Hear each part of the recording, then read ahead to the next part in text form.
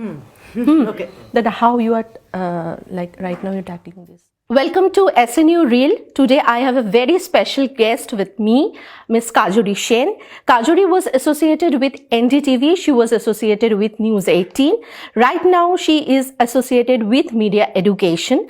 So welcome, Kajori. First, I would like to ask you one very important question, that course like journalism and mass communication, as it is a very professional course, how important is it, the industry academia interface? So I think it's very interesting to look back at the history of media education. For one, of course, we have to accept that it is a relatively recent discipline, internationally as well as in India. And both internationally and in India, traditionally it has been a postgraduate subject, where you do an undergraduate degree very often in the liberal arts, but also in the sciences. Some of the finest science journalists have done the transition, and then you do a postgraduate specialized degree, which gives you the specific skill sets that you need for journalism and mass communications. Over the last 30 years internationally and the last decade in India, there has been a change in the approach to how education needs to work to cater to the evolving job market. And I think the general understanding has been that you can't just teach technical skills. You have to teach technical skills alongside the larger sort of humanities-based landscape that specifically caters to journalism and communications. And that evolution, I think, has now become critical, which is we are not training liberal arts students. We are not training technicians. We are training communicators. Exactly. And for us to be able to train communicators, there is a very clear understanding that when they graduate, they are going to be entering the industry. Okay. So staying abreast with what the developments in the industry are, what the industry needs, and then inculcating that into curriculum becomes one of the most critical parts of a well-developed journalism training program. And I think one of the reasons private universities in particular have taken up journalism as a discipline more than public universities is because sometimes those changes occur within years, a couple of years. And so changing curriculum in a more formalized bureaucratic setups takes longer, whereas getting together an advisory board and brainstorming in curriculum and bringing in elements such as, digital shifts, artificial intelligence, new forms of technologies for private undergraduate programs makes it slightly easier. And therefore, one of the priorities is to be industry aware, not just in India, but internationally.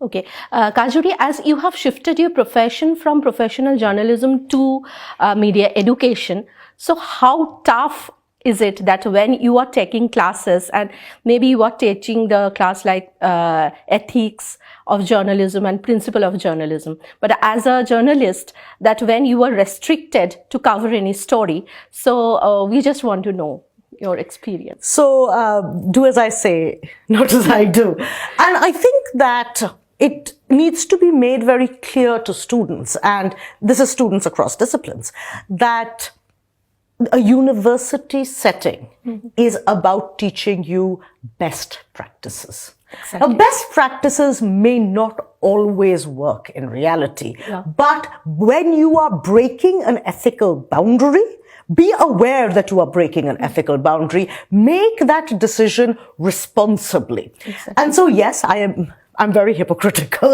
on a regular basis, because when you're a journalist and you're on the field, you'll do anything for the story, right? Exactly. But I also make it very clear to my students that I'm being a hypocrite and that they need to understand that sometimes the right thing to do for the story, the right thing to do as a person, as a journalist, as a human being may be in conflict, and that they will have to make that decision and they will have to live with that decision, as all of us have.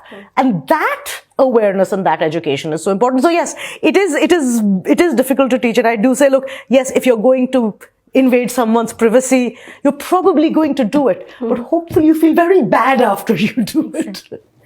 Okay, Kajori, the last question is I just want to ask that most of the students who are interested to take journalism as their profession, the future profession, so most of them, they are inclined towards entertainment journalism and as well as the feature journalism.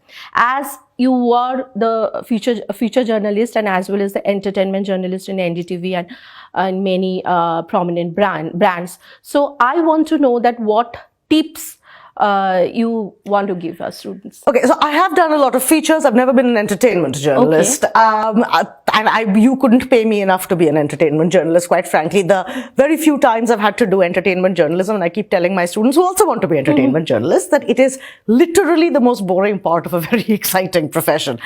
There is nothing more boring than a red carpet. You stand there for hours and hours and hours and hours, and then a celebrity comes and you talk to them for 5 seconds, and then you stand for hours and hours and hours again. It's awful, it's dull, it's sweaty, it's gross. You end up feeling you're not getting any cool breaking stories, you're not doing anything cutting edge, you're not changing anyone's life. You're just spending a lot of time getting a very unquotable soundbite that 50 other journalists have got from one person. Okay? Entertainment journalism, I think, for young people is very exciting because it's very glamorous, or at least it looks that way on TV. My experience with my students have been that all the kids who wanted to be, fashion journalists and entertainment journalists, by the time they got to the profession, realized that if they wanted to be in those spaces, it was better to go into events, it was better to go into public relations. It was better to go into the consultative side of it rather than the journalistic side of it, because really the journalistic side doesn't give you that glamour.